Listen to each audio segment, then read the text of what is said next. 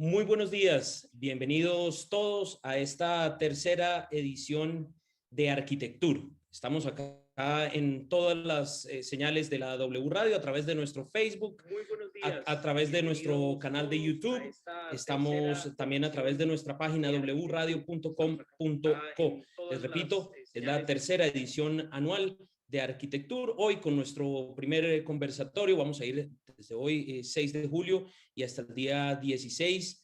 Les recuerdo, es un evento completamente gratuito. Ustedes van a poder acceder después a todos estos conversatorios que van a quedar alojados en nuestra página en wradio.com.co/arquitectura, también en la página construccionesplanificadas.com/arquitectura. Ahí van a quedar estos conversatorios para que ustedes los puedan ver. Por supuesto, la invitación a toda la academia, las universidades de Colombia, los estudiantes de arquitectura, para que se unan, para que nos acompañen. Son arquitectos muy reconocidos a nivel mundial. Vamos a estar desde Estados Unidos, desde Italia, desde Portugal, por supuesto arquitectos también colombianos. Un gran evento que Construcciones Planificadas y el Grupo Aval ha querido desarrollar junto a la W Radio, esta tercera edición, toda de manera virtual, con lo cual es aún más fácil para todos poder acceder. Les recuerdo, nuestro canal de YouTube es W Radio Colombia. En Facebook también nos encuentran como W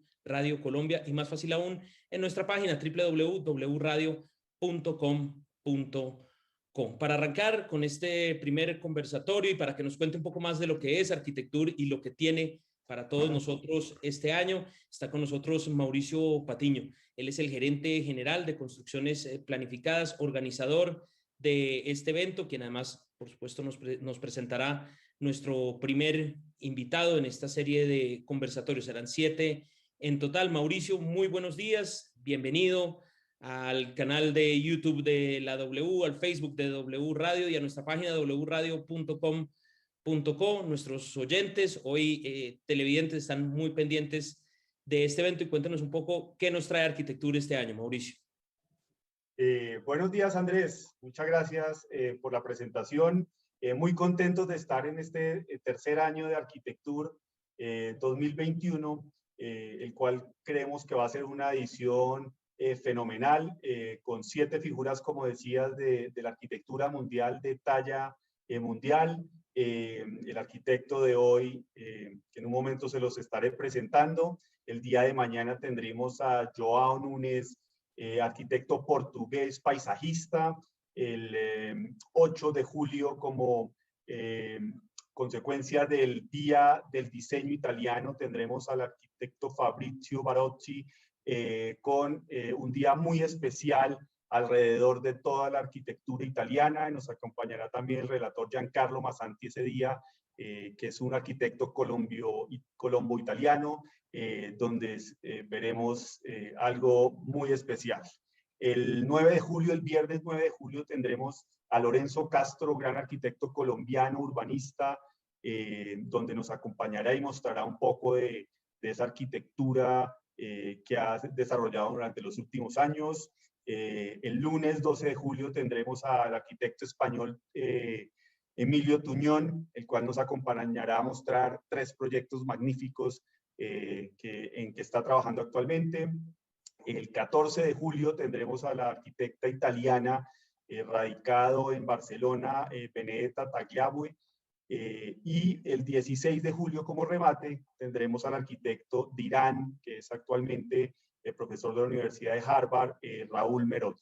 Entonces, eso es un poco, Andrés, ese preámbulo de arquitectura que tendremos este año, y muy contentos de cómo vamos a interactuar este año y cómo cambiamos un poco el formato de arquitectura para enriquecerlo aún más de lo que tuvimos el año pasado.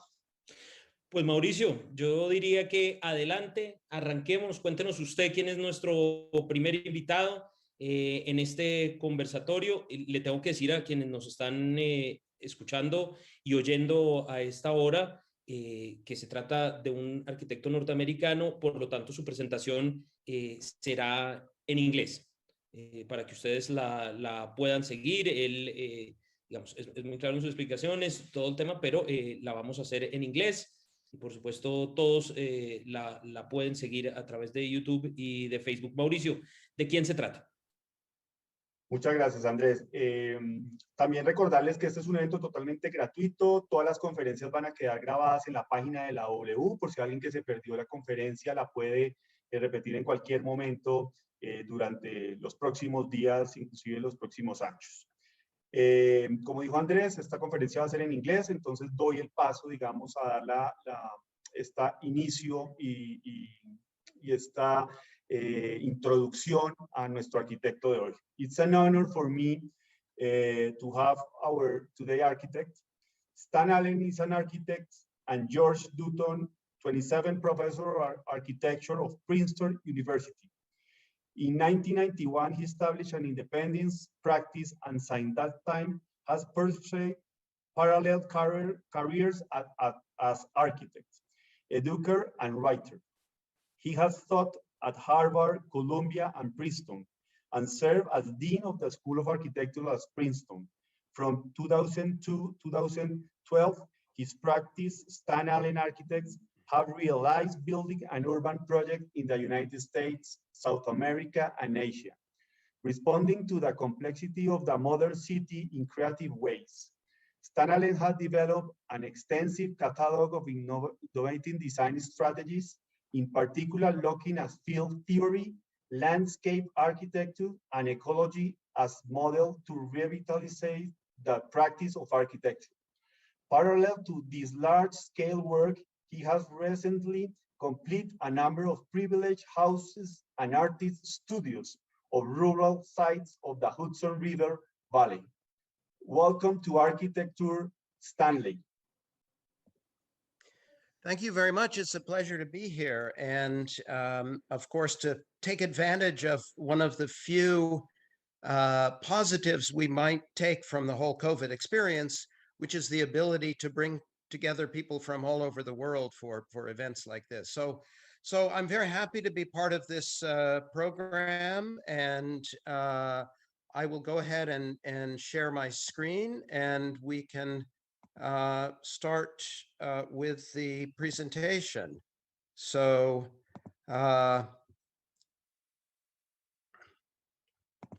okay, so everything visible, good, no?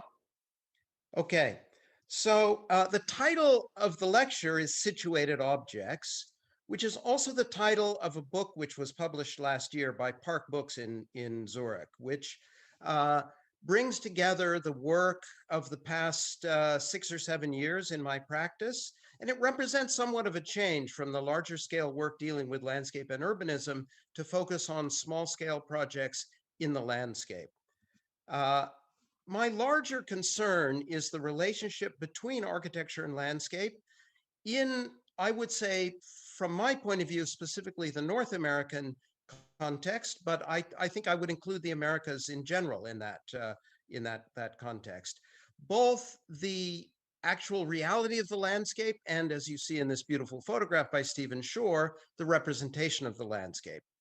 Now, this remark by Alexander von Humboldt from more than 200 years ago, when he visited the Americas, really does speak to a changed relationship between landscape and culture in the New World. And I think this does apply to North and South America together, and specifically to the context where I've been working in the past 6 to 7 years, which is the Hudson River Valley north of New York City, which is known primarily in this country for the School of Painting in the late 19th century, the Hudson River School painters. So this is a painting by Frederick Edwin Church, who was himself a follower of Humboldt, read Humboldt's readings very, very, very carefully, and in fact, traveled to South America and painted Mount Chimborazo. So he really literally followed in the footsteps of Humboldt.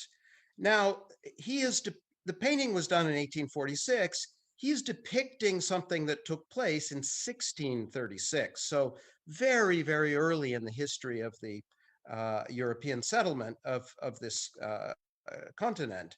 And it's the journey of the Reverend Frederick Hooker, who was a dissident Puritan minister from Plymouth, Massachusetts, the Massachusetts Bay Colony, to Hartford, Connecticut, which at that time was wilderness. We don't think of Hartford, Connecticut as wilderness today, but it was certainly wilderness in 1636. And the Puritans at the Massachusetts Bay Colony were themselves refugees from religious persecution.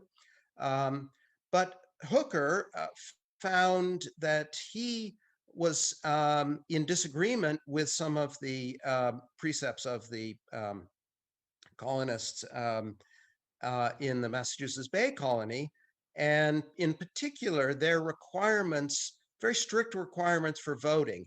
He had a broader, more democratic vision. He set out with a group of followers, 100 followers, and in fact founded the state of Connecticut. What you see in the distance is the Connecticut River, the sun setting, the sense of promise and openness that belongs to the American landscape. This connection between the landscape and descent, in a way, the idea of promise and possibility, the possibility of reinventing oneself by traveling through the wilderness to this vast open landscape, which I think is shared by North and South America as distinct from Europe. Now, how does architecture fit into this? This is a building from somewhat later, from around the beginning of the 19th century in Maine. And I think there are a number of things which I have sort of learned from this architecture. I would say the tautness of the skin, the compactness of the geometry. I love the play of symmetry here. The chimney being offset to one side, the doorway offset to the other. That seems to represent, for me, the architectural analog to those qualities of the landscape, the compactness, the tightness of the eaves, and I'll talk a little bit more about this later, the use of balloon framing that gives this taut, skin-like character to the building. So the book, Situated Objects, is about architecture in relationship to the landscape. And it's about architecture, it's about buildings in relationship to other buildings and the space between buildings. Now, so this is the organization of the book and the cover, beautifully printed by Park Books in Germany. And as you see, organized into three categories: outbuildings, material histories, and new natures, with texts interweaved through there. Now, those of you who know my background and my work will hear a certain resonance between situated objects and field conditions. This on your right is, in fact, the Swedish translation of the article From Object to Field. So what does it mean to go from field conditions to situated objects? Now, this is a description that I like very much from Sanford Quinter about the idea of the field. But I think one of the things that's important is to note here, he says, the field contains no matter or material points, rather functions, vectors, and speeds. This is a bit of a problem for an architect, because as architects, we deal with matter and material, not simply relationships. So in the work that I've done that follows through the notion of field conditions, such as our 2016 contribution to the American Pavilion and the Venice Biennale, this idea of part-to-whole relationships, of the aggregation of many small pieces, was sort of fundamental to playing out the notion of field conditions. But it's important to say that all along, parallel to that larger scale work in landscape and urbanism, there was always an interest in small scale works and, you could say, objects. So the Sagaponack House on the right, which is a sort of predecessor to the work that's collected in in situated objects, is a project on the left that again works with this figural and iconic sense of the building on the landscape. So I'm certainly not going to work you through this long, complicated chart, but this really lays out the movement from the early speculations around field conditions in the 90s, the move to landscape urbanism and the collaboration with James Corner, 1998, the book Landform Buildings, in which we published work by Giancarlo Mazzanti, the idea that architecture is geological in character as much as it's biological. And that leading to a kind of rethinking of the field conditions idea, and then in turn to situated objects. So this project done in 2010 is an important hinge point where the part-to-whole relationships that belong to field conditions are still in operation, but the language of the parts, the pentagonal plan, the profile of the building on the landscape are looking forward to the work that characterizes the situated objects books. So what I'm going to do in the time remaining, because I want to stay on time, is very quickly show a few projects from each of the three categories of the situated objects book. So Outbuildings talks about the relationship between buildings. So it's not about an isolated building on the landscape, but a landscape that has been occupied and inhabited over time. Buildings have been added over time, and it's the relationship between buildings and landscape and the space between buildings that becomes important. So this is actually a very interesting example. The part of the project to your right was completed around 2000 for an artist and her husband north of New York City. And then in 2012, they came to me with a project to add on to the building to create a studio. And it was also an opportunity to rework the landscape. So again, the notion of situated objects speaks to the relationship, in this case, between the older part of the project on the right and the new part of the project on the left, and the engagement with the landscape that you see with the walls and the terraces and the courtyards and so on.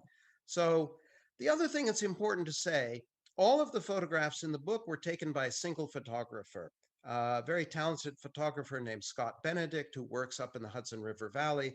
So there's a kind of consistency in the use of black and white, which for me minimizes the distractions of color and calls attention to the textural relationships between the natural characteristics of the site and the architecture itself. So you in other words, in Scott's photographs, you always see the architecture through the lens of nature. Here's the plan, the studio to the right and the existing house to the left. Here, again, existing house to the right, studio to the left. Always, you know, this notion of a geological architecture, it seems to me, is brought home here with the rocks in the foreground and the faceted crystalline form of the studio to the left.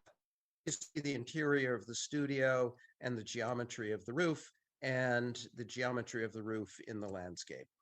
Second project is also an artist studio. This one is in not in the Hudson River Valley, but in the Blue Hills of Virginia. And it's also for a client who I'd worked with before.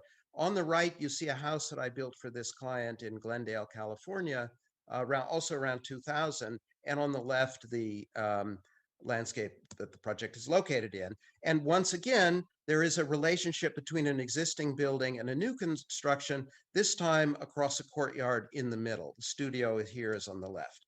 Here's a model of the studio. Notice the courtyard and the retaining walls to the right. So the site sloped quite steeply. So there are 8-foot-high retaining walls in concrete that deal with the slope of the site.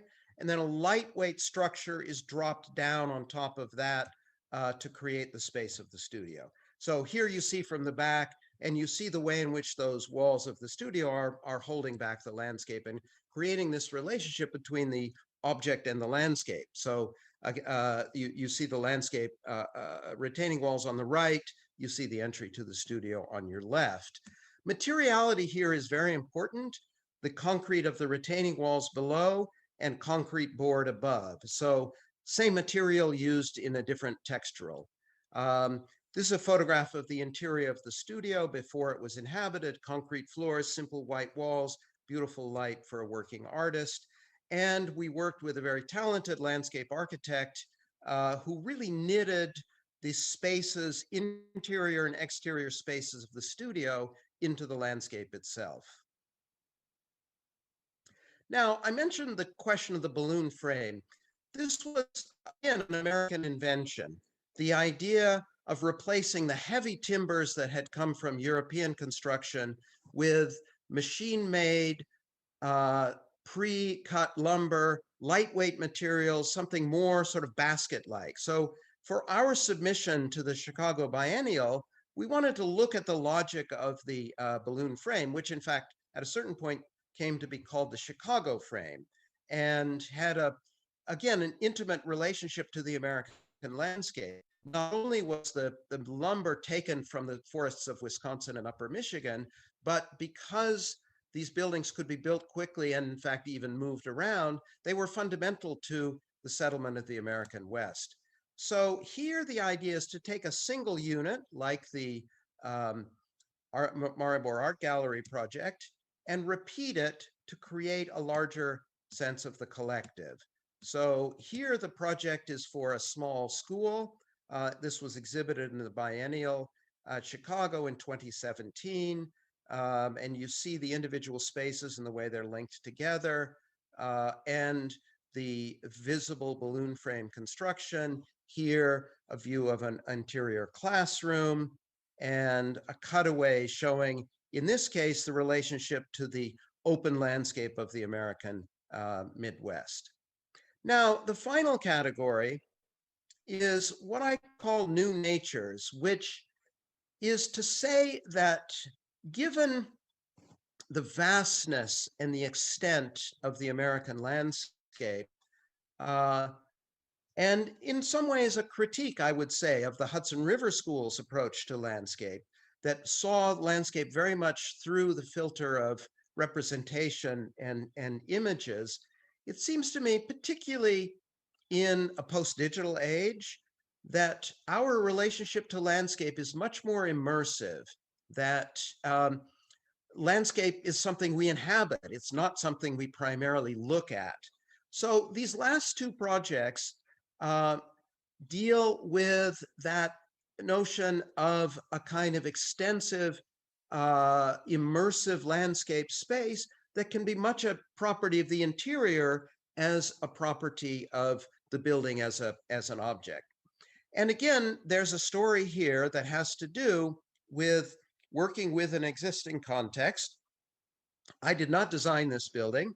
This building was designed by a New York architect in collaboration with an artist for his studio, and it was built in the mid-1980s. It's a kind of fascinating building, sort of weird mixture of Aldo Rossi and John Haydick. And my clients bought this house and asked me to enlarge the house, create a new living space, but also because they were art collectors, they wanted space to exhibit their art collection. So it sits, again, on this Hudson River landscape with beautiful trees and views. These are some of the drawings, the original 1988 drawings of the existing house. This weird, quirky wood box with the skylight roofs. And in thinking about how we would add on to this, initially we were working again with a more figural language, as you see in these models.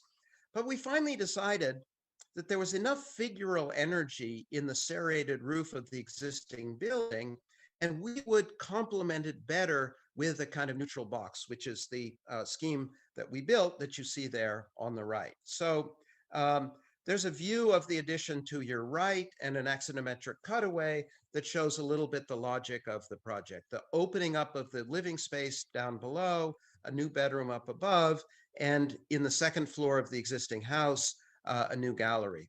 This is a very intricate project, even though it looks very, very simple. The construction was really quite intricate. We had to add quite a bit of steel.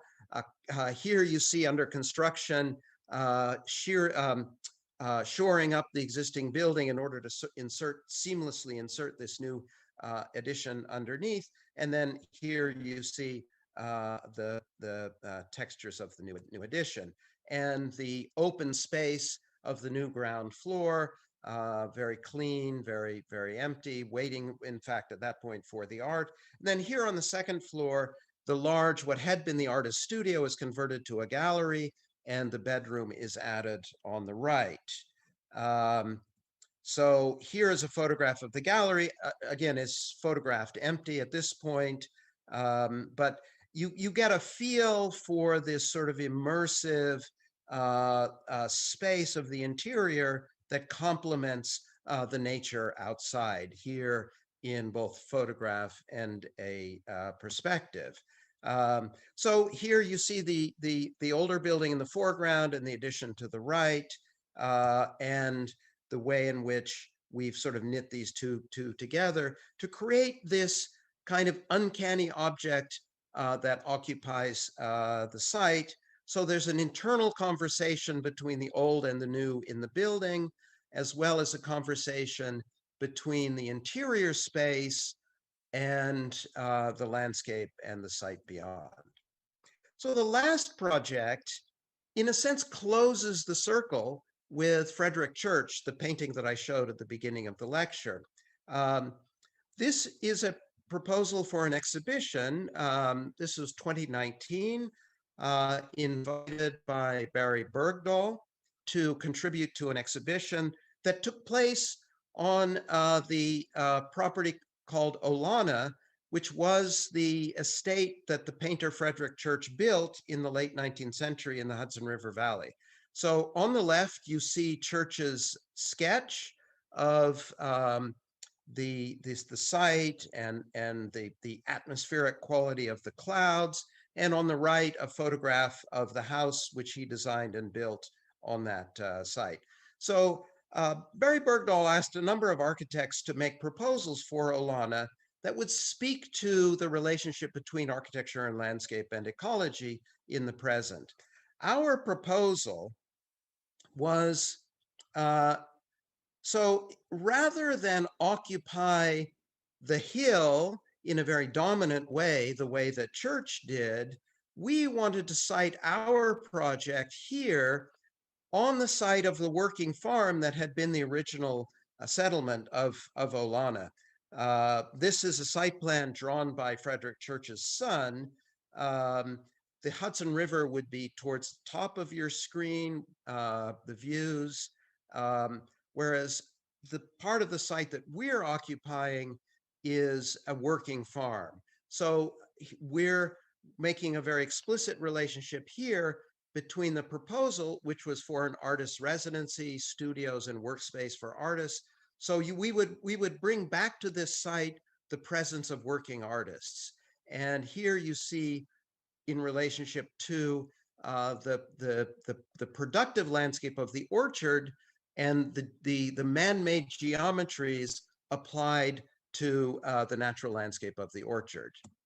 Now, on the right, you see a diagram of the formal logic of the project. It's a highly figural plan condition, which is then cut with a very consistent sawtooth roof, which yields, as you see on the right, a certain complexity. So it's a very simple algorithm that yields a kind of complexity that you see there on the right because of the figural character of the plan. Here you see the logic of the skylights and the structural trusses, and the assembly diagram for the exhibition model. So here is another closer image of the site and the relationship between the building and the orchard and the edge of the forest, and a cutaway axonometric. The idea again here is to create a kind of immersive space with the light coming primarily from above. In fact, part of the logic of the curved walls is that the delineation of the space is not so strict and definite, but again becomes much more kind of immersive. So and no partitions or divisions, but simply objects set down within that figural plan space lit by the skylights from above, so that the landscape that you see from this space is the atmospheric landscape of the sky, the clouds, and the stars, rather than the pictorial landscape that belonged to the Hudson River Valley. So another view of the model that was exhibited and the way this geometry works. Here, an interior view of the skylights and the sort of empty galleries.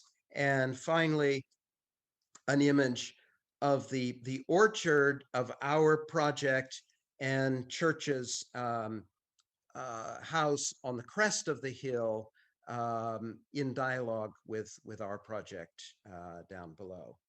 So at that point, I'm happy to take questions. I know we want to allow as much time as possible for discussion. So thank you very much. Thank you, Stanley. Thank you so much. Bueno, vamos a ir con una serie de preguntas antes para nuestros oyentes que estaban pendientes y tal vez la biografía, porque Mauricio nos contó un poco de quién es Stan Allen. Quiero contarles para quienes no hablan inglés, Stan es un arquitecto, profesor en la Universidad de Princeton en los Estados Unidos, ha enseñado también en Harvard, muy reconocido, con trabajos en los Estados Unidos, en Sudamérica y en Asia, y es nuestro invitado de hoy. Les recuerdo que esta presentación y todas van a quedar alojadas en nuestra página www.radio.com.co/arquitectura, también en nuestro canal de YouTube y también en Facebook, para que ustedes pues los puedan seguir, las puedan ver todas las veces que quieran. Además es completamente gratuito. Tenemos hoy con nosotros un par de relatores, arquitectos también reconocidos, uno de ellos español, el otro barranquillero, precisamente para que sean ellos los que puedan charlar un poco con Stan, plantearle algunas preguntas sobre su trabajo y sobre la presentación que han hecho. El primero de ellos es Giancarlo Massanti, muy reconocido en nuestro país, barranquillero, con estudios de posgrado en diseño industrial y arquitectura en Italia, en Florencia, que mejor escuela que la italiana, además experiencia académica, profesor invitado de cátedra en numerosas universidades colombianas, también en universidades de prestigio mundial como Harvard, como Columbia, como Princeton. Es el primer arquitecto colombiano en tener sus obras en la colección permanente del MoMA en la ciudad de Nueva York y del reconocido Centro Pompidou en París. Y está también con nosotros Lucas Ariza Parrado. Él nació en Chiclana de la Frontera, en la provincia de Cádiz, en España, arquitecto de la Escuela Técnica Superior de Arquitectura de la Universidad de Sevilla, maestría en la Universidad de los Andes, en Bogotá, Colombia, profesor asistente y editor de la revista de ARC, del Departamento de Arquitectura de esta misma universidad, la Universidad de los Andes. En el 2008 comienza su aventura y su romance con Latinoamérica, que hasta el momento dura, con continuos ires y venires que siguen armándole un panorama rico, complejo y contradictorio. También recientemente ha publicado un libro fruto de la investigación realizada en su maestría titulado El Temple de la Arquitectura. Sin más introducciones, Lucas, Giancarlo, yo les cedo la palabra para que ustedes puedan charlar con Stanley. Él nos ha dicho, él entiende el español muy bien, lo que pasa es que no se animaba a hacer la presentación en español, pero él entiende el español perfecto y él nos responderá en inglés. Cualquier duda, pues aquí estaremos para darles una mano con la traducción. Así que, Lucas, no sé si tú quieres arrancar y conversando con Stanley después de esta magnífica presentación aquí en Arquitectura. Claro que sí. Muy buenos días, Andrés, Mauricio. Muchísimas gracias por esta invitación. Gracias también en nombre de la Facultad de Arquitectura y Diseño de la Universidad de los Andes. Es sin duda un placer y un honor hacer parte de estas conversaciones que son tan importantes y yo creo que tan necesarias para nuestra disciplina. Muchísimas gracias. Yo creo que la presentación que hemos visto ha sido maravillosa, ¿no? Además, muy concreta, cosa que necesitamos también aprender de Stan, lo sintético que ha sido para mostrarnos su trabajo reciente, su publicación reciente. Yo quiero empezar, o me gustaría empezar, haciéndole una pregunta muy concreta también a Stan, que me llama la atención en lo que hemos visto, y es la variedad de recursos utilizados durante la representación del proyecto, en la representación del proyecto. Y concretamente me llama la atención uno en particular, que son estas axonometrías como a 90 grados cortadas, que me parece que son un recurso muy llamativo, en cierta medida, porque es un dibujo muy técnico, muy preciso, muy científico, pero al mismo tiempo tiene unas condiciones casi que pictóricas, digamos, muy llamativas y muy ricas, ¿no? Entonces me gustaría preguntarle a Stan si estos dibujos son valiosos para él mientras que está pensando su arquitectura, o es una cuestión que sobre todo a la hora de comunicarla, cuando quiere contárnosla a los demás. It's a perfect question, really. And just one clarification to make sure I understood the question perfectly. So there are two kinds of axonometrics. There are the 90-degree projections, but you also mentioned the sectioned axonometrics, correct? And again, I think that there's an important distinction there. But basically, you articulated perfectly what for me is the value of the axonometric, which is it's simultaneously measurable, precise. It is, I think, the architect's drawing in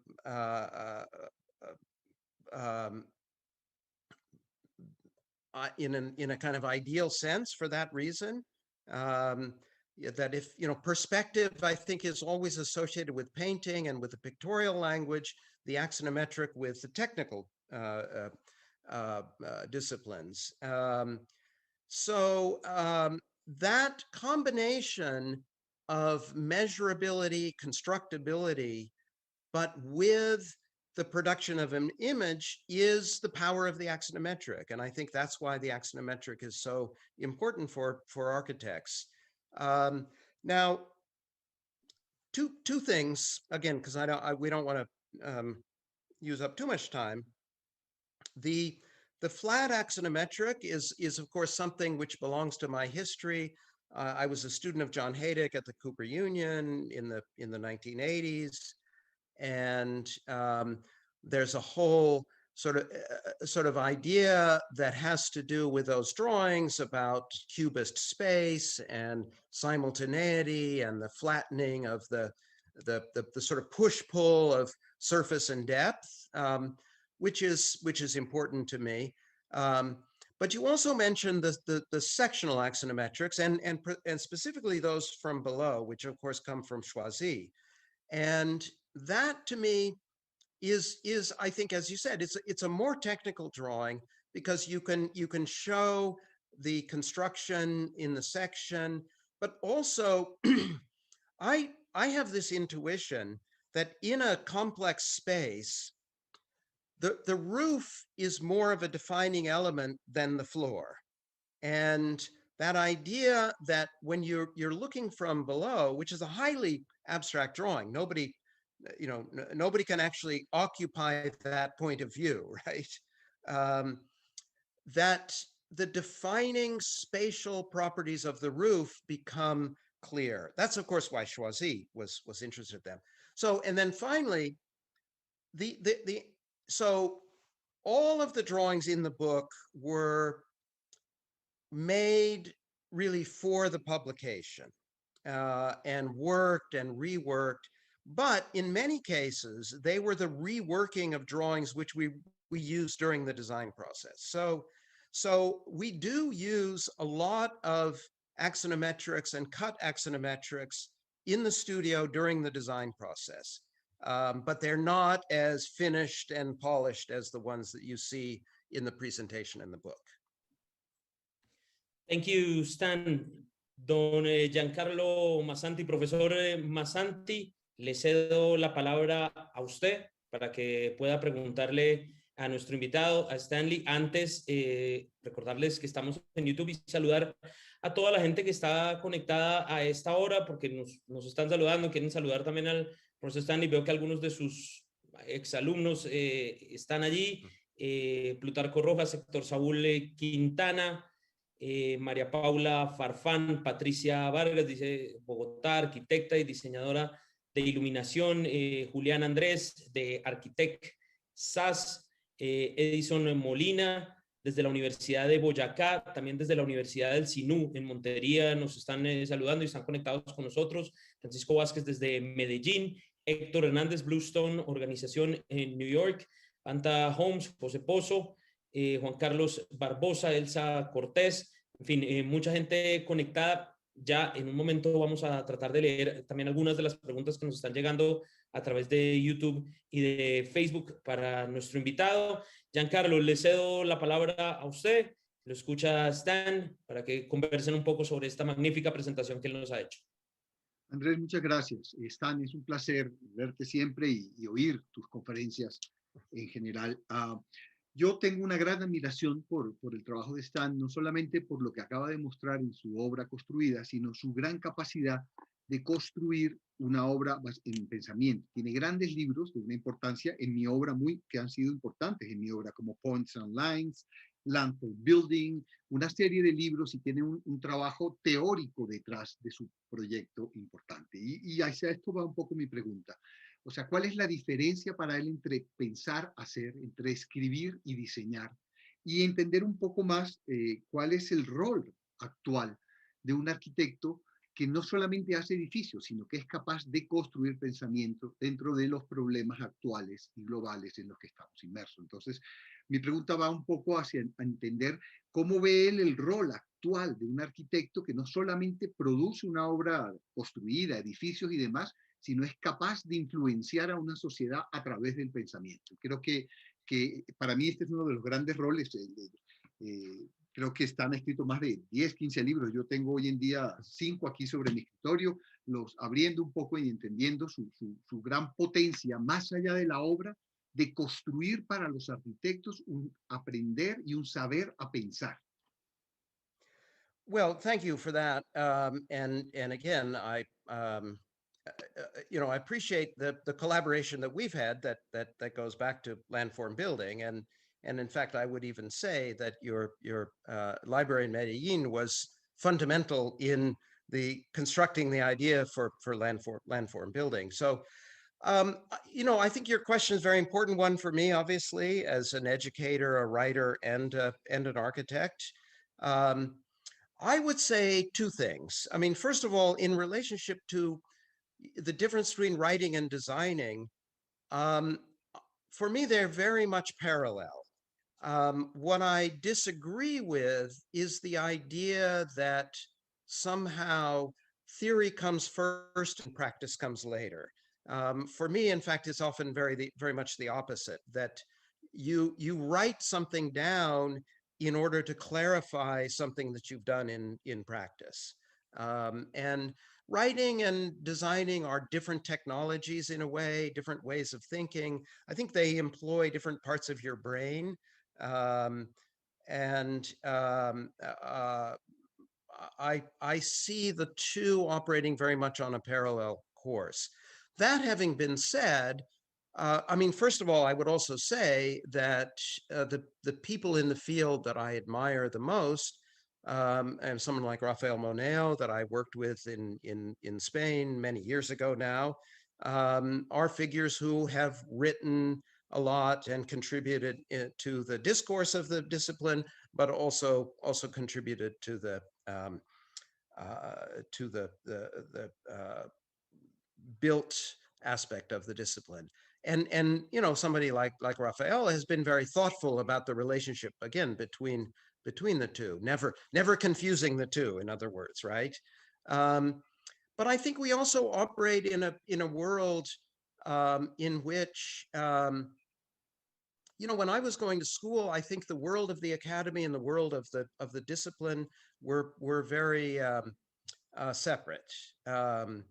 And perhaps I looked to Europe a little bit, and and see maybe that there's a little bit of a closer relationship. I don't know if that's necessarily true anymore, but certainly was the case 30 years ago. But I think being an architect today involves very often teaching, writing, exhibiting, publishing. These are all parts of the activity of the architect. And again, even if we look, deep in history, the architects of the Renaissance who wrote treatises as well as built buildings, as well as made drawings. That I have a very broad definition of what constitutes the practice of the architect. But I would say that writing, teaching, publishing, I do all of those things as an architect, not as as distinct ways of working and thinking. Thank you, Stan. Bueno, antes de seguir con las preguntas de nuestros relatores, quisiera pasarle, Stan, alguna de las preguntas que nos están llegando de oyentes, de gente que nos está viendo a través de nuestras redes, en YouTube, en Facebook. Stan, I'm going to take a question from some of our viewers on YouTube, which they are asking right in the chat. They're watching it live on YouTube. Patricia Vargas me pide que le pregunte por la incidencia de la luz natural al interior, si pudiera elaborar un poco sobre el tema de la luz en sus trabajos. Stan, I don't know if you got the question. They're asking about the incidence of natural light, and if you can elaborate a little bit on light. Yeah, I mean, again, I think if we have a kind of expanded notion of what constitutes nature, natural light is of course part of that. Again, it's that notion of seeing nature not as a sort of pictorial thing, something that's out there that we look at, but rather something that surrounds us. So, the air we breathe, the light that makes it possible to function in the world. So yeah, that's, I think, always been very important to me. And of course, I mean, you will have understood that the work that is collected in situated objects, one of the other things that ties it together is that beginning with the house and studio in around 2012, I've developed working relationships with artists who are working in that area. So it's a felicitous coincidence that the clients that I'm working with, painters, primarily painters actually, some sculptors, themselves prefer natural light. So although the one exception to that, interestingly enough, is the very first studio. I don't know if you remember the one photograph of the interior of the studio with a very elaborate grid of lights on the ceiling, because she actually likes to control the light. So I will certainly defer to a client if a client prefers to have light that is more controllable. But my preferred light is always natural light. And again, it gives an opportunity, I think, for architectural and tectonic invention. Dealing with the skylights of the Olana project, for example, bringing light in indirectly, having an idea about the relationship between the changing light over the course of the day or even the course of the seasons, that will change the quality of the space as a property of the natural light. Thank you, Stanley. Bueno, nos quedan minutos todavía, nos quedan todavía tiempo suficiente. Lucas, adelante con Stan, y creo que nos queda tiempo también para otra pregunta de Giancarlo. Vamos a hacerlo así rápidamente para que ambos puedan preguntar y cerramos nuestro conversatorio de hoy. Adelante. Estupendo, muchísimas gracias. Stan, yo creo que en la introducción de la sesión de hoy pone sobre la mesa y en toda la presentación, para mí, digamos, sigues ahondando un poco en esta cuestión, pero pone sobre la mesa un tema que creo que es crucial, ¿no? Este entender a lo mejor el paisaje como una de las posibles relaciones entre la cultura y la naturaleza, ¿no? Un poco. Entonces, en este mundo en el que vivimos, ¿no? En donde cada vez parece que trazar línea es más difícil, ¿no? Porque todo lo artificial se quiere naturalizar o toda la naturaleza se siente como muy doméstica, ¿no? Y muy artificial. Estando en Colombia, como estamos gran parte de nosotros, digamos, con esta naturaleza poderosísima, con estas culturas tan propias, tan genuinas, ¿cómo manejar esto? O sea, ¿cómo incorporar esto en procesos creativos sin terminar afectando, pues yo creo que siempre la afectamos, pero sin terminar afectándola demasiado, digamos? No, I mean, again, I think this, well, frankly, for me, this is the fundamental question of the 21st century. I mean, it's a huge generalization, but I would say the dominant intellectual problem for artists and thinkers of the 20th century was human beings' relationship to technology. I think the dominant question for the 21st century, we're still early, but I think it's going to be the relationship between human beings and nature. And of course, you know, everybody is familiar now with the term Anthropocene, which speaks to what you're talking about, you know, the huge impact that human beings have had on the natural landscape. You know, there's an island of trash floating around the Pacific that's as big as Texas, right? I mean, it's, you know, and so part of the problem, and you know, I mean, that is itself part of the problem, right? We can say there's an island of trash as big as Texas floating around the Pacific. That doesn't really mean much to us. We can't imagine how big it is, you know? We know Texas is big, but you know, we have no concrete sense of what that means. And this is, you know, this is the problem with climate change as well, right?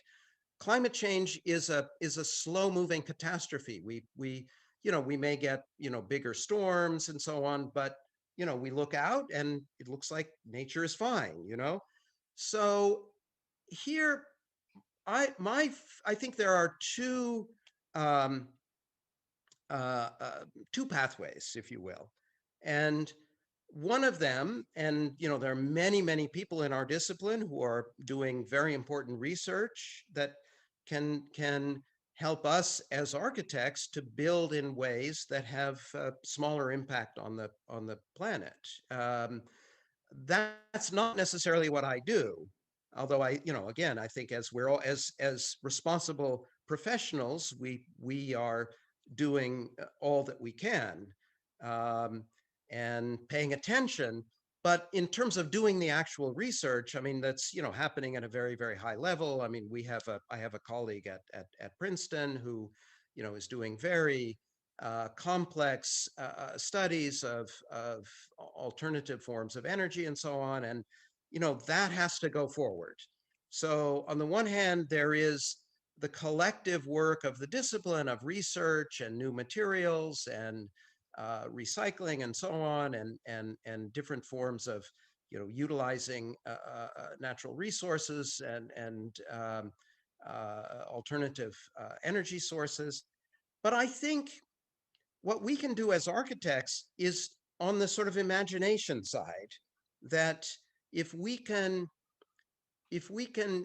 give a new vision of what it means to construct a different relationship to nature, we can help to change the way people understand their relationship to nature. So that's a less measurable plan in a way, but I think that it's what we can contribute as, let's say, cultural workers as much as technical workers. You know, architecture is always technical and cultural. And I think if we can help people imagine the climate crisis, that's a task for us as architects today. Stanley, thank you very much. Bueno, nos quedan unos pocos minutos. Giancarlo, adelante. Toca pregunta concreta para respuesta concreta, como decimos en la W, para que estemos dentro del tiempo, y además porque al final Mauricio nos va a contar lo que sigue mañana y el resto de la semana con estos conversatorios tan interesantes de arquitectura. Muchas universidades, gente de la academia, me parece esto que vale la pena destacar, muchísima gente de la academia conectada, y les envían un saludo especial de la Universidad Colegio Mayor de Cundinamarca, un estudiante también de la Facultad de Diseño de la Universidad Católica de Colombia, el arquitecto Julio César Villabona, dice que está con sus estudiantes conectados, están en el curso de vacaciones y están conectados, así que mucha gente sacándole provecho a esto. Giancarlo, adelante. Yo quería hacer una pregunta muy concreta. Cuando uno entiende todo el trabajo de investigación sobre field condition o la idea del paisaje, entiende la arquitectura como un sistema operativo, como algo que opera. Mi pregunta es si esta idea de paisaje también tiene que ver con la construcción y la definición de la idea de identidad en la arquitectura. O sea, cómo el paisaje construye la identidad y los comportamientos de la gente. Entonces me interesa saber un poquito cómo ve él la discusión alrededor de la identidad. Cuando hablamos de identidad estamos hablando que identifica la arquitectura colombiana, que identifica la arquitectura americana o la arquitectura europea hoy en día. O sea, ¿qué es para él la identidad? It's not an easy question. I know. So, and I know our time is limited, but yeah, I mean, I think it speaks to this question, you know, in a way, how does landscape shape us? And, you know, when I begin with this larger distinction between Europe and the Americas, and I think I mean, it's certainly not in a singular way, because, you know, one has to pay attention to the differences, you know, between North America, Central America, South America. But I think certainly my identity has been shaped by a relationship to the landscape. I think the best architects that I appreciate, whether they're European, Northern European, Southern European, South American, North American, pay attention to the cultural histories that have shaped landscape and the way in which the landscape has then in turn shaped the culture of those different regions. Well, Stanley, thank you so much for your time, for being here with us today on Arquitectura, this third annual edition. It's been really a pleasure, very interesting conversation, and have a very nice evening. Thank you. Thank Lucas and Giancarlo for perfect questions. Really gave me something to think about as well.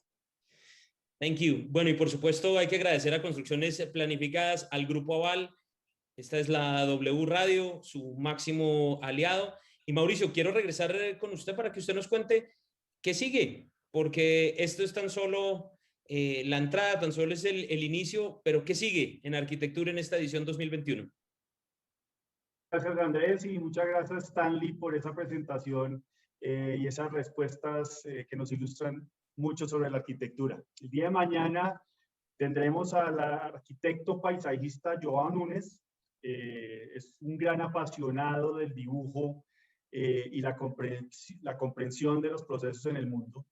Él funda una compañía en 1989 que se llama ProApp, que ha recibido varios premios nacionales e internacionales. Mañana nos va a dar una amplia cobertura de su trabajo y va a ser muy agradable tener la conversación del día de mañana. Entonces, todos están invitados a que mañana puedan seguirnos con esta presentación. Y igualmente, como ya les dijo Andrés, esto va a estar grabado, todas las presentaciones. El que se perdió la presentación de Stanley la van a tener, digamos, también para poderle repetir. Y muchas gracias a nuestros invitados relatores y nos vemos mañana.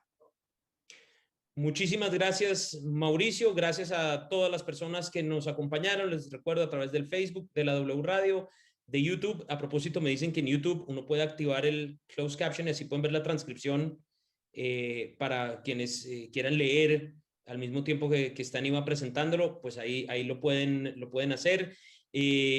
Todos estos conversatorios quedan wradio.com.co/arquitectura. Ahí van a estar también en construccionesplanificadas.com/arquitectura. Acá vamos a estar hasta el 16 de julio. También estará Diana Gil acompañándolos en algunos conversatorios. Así que aquí seguimos y qué rico poder hablar un rato de arquitectura en el 2021.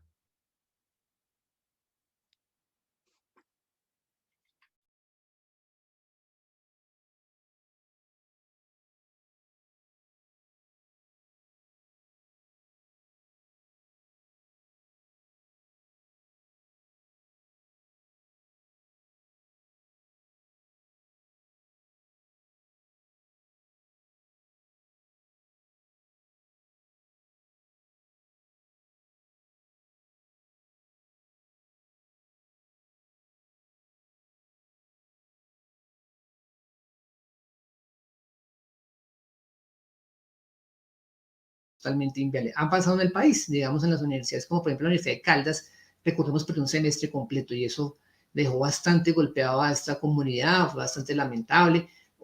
Y la situación de las suspensiones también ha impactado a nivel nacional los calendarios, ha impactado la calidad.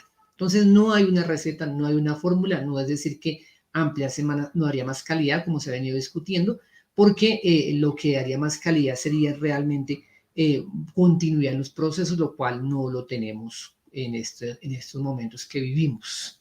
Eso es una inquietud que vi reiterativa. Y otra inquietud frente al tema de los profesores también lo vi como reiterativo en el chat. Entonces, nuevamente decirle a los colegas, pues hemos mantenido sus vinculaciones a los catedráticos ocasionales sin ningún perjuicio. Estamos buscando alternativas para el próximo semestre, aquellos que lograron, digamos, concertar y acordar con los estudiantes y subir sus notas también puedan no verse afectados o castigados por tener que esperar a los que no lo han logrado hacer. Entonces, estamos en esa apuesta, pero pues no es fácil, colegas, no es fácil con todas las variables que ustedes se dieron cuenta que presentamos hoy. Hay que tener en cuenta, hay que llevar en consideración para poder, digamos, tomar alguna decisión. Y el Consejo Académico, espero, lo realice de la mejor forma posible y nosotros estaremos muy atentos a ello. Eso sería, Andrea, agradecerles a todos y todas por la asistencia. El representante estudiantil no nos pudo acompañar desafortunadamente, pero pues ahí él ha estado invitado, ha estado muy activo, participó en la sesión en la cual se tomó la decisión de la suspensión del calendario. Estuvo de acuerdo con esa decisión, que estuviera el calendario suspendido y que el sistema quedara abierto, también él siga. Entonces esperemos que podamos concertar, ese ha sido el espíritu que hemos invitado al Consejo Académico, concertar para poder avanzar en la universidad. Muchas gracias, Andrea. Esta tarde tendremos las reuniones con la Facultad de Humanidades y la Facultad de Bellas Artes a las 2 de la tarde. Gracias, Andrea, y gracias a los colegas del Consejo Académico que nos acompañaron.